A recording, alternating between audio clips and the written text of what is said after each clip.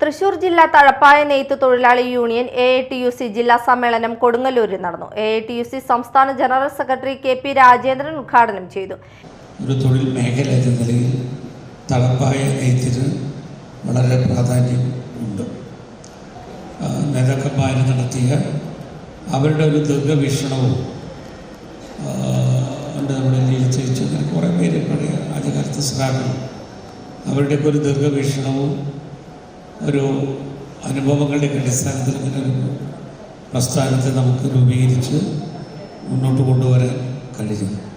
നമ്മുടെ KS കൂടി നമ്മുടെ സംഘത്തിൻ്റെ ജില്ലാ സെക്രട്ടറി, ജില്ലാ പഞ്ചായത്തിലെ നമ്മുടെ അംഗം കൂടിയായ ശ്രദ്ധയും കൂടെ എത്തി.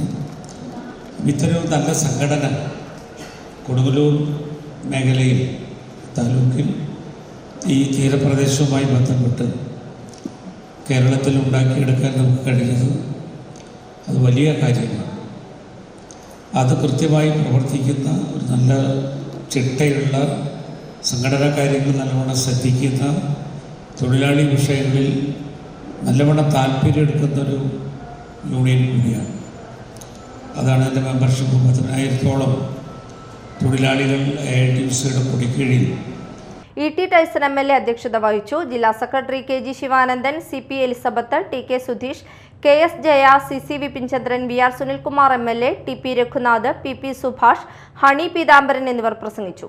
പരമ്പരാഗത വ്യവസായവും കുടിൽ വ്യവസായവും സംരക്ഷിക്കാൻ സംസ്ഥാന സർക്കാർ പ്രത്യേക പാക്കേജ് പ്രഖ്യാപിക്കണമെന്ന് സമ്മേളനം പ്രമേയത്തിലൂടെ ആവശ്യപ്പെട്ടു.